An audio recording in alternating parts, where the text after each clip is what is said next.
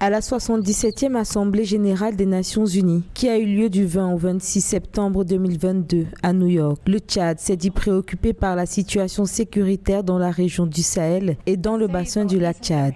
Selon la secrétaire d'État aux Affaires étrangères du Tchad, Awatif Ahmed Koiboro, la plupart des pays de cette région, déjà confrontés au changement climatique, continuent de faire face aux incursions terroristes. Une situation qui affecte leur développement socio-économique et cause des crises humanitaires sévères auxquelles il faut apporter des réponses urgentes.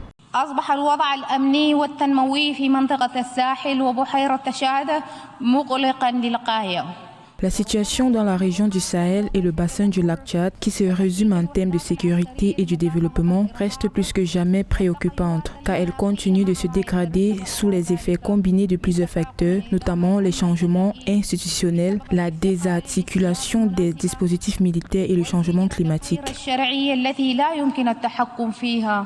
Pour la ministre Awatif Ahmed Koiboro, les stratégies et les programmes destinés à stabiliser les pays de ces régions ne produisent pas des résultats attendus et les populations locales s'impatientent. Elle a appelé pour une évaluation profonde de ces stratégies et une consultation des acteurs qui sont impactés directement par ces crises afin d'apporter une réponse globale et adaptée aux enjeux militaires et socio-économiques.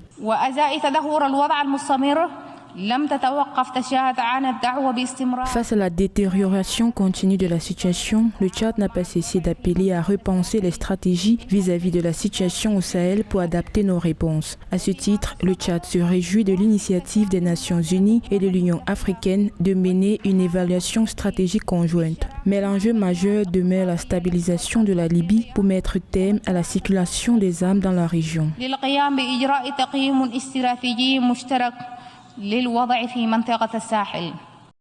À la tribune des Nations unies, la chef de la diplomatie tchadienne a aussi appelé au retour du Mali dans les instances du G5 Sahel afin de renforcer l'action collective contre le terrorisme qui est un phénomène régional et transnational. Le Mali avait annoncé son retrait des organes du G5 Sahel et de la force conjointe anti-djihadiste en mai 2022, accusant l'institution de perte d'autonomie et d'être instrumentalisée. Le G5 Sahel est un cadre de coopération sécuritaire créé en février 2014 et comptant 5 États du Sahel, Mauritanie, Mali, Burkina Faso, Niger et Tchad.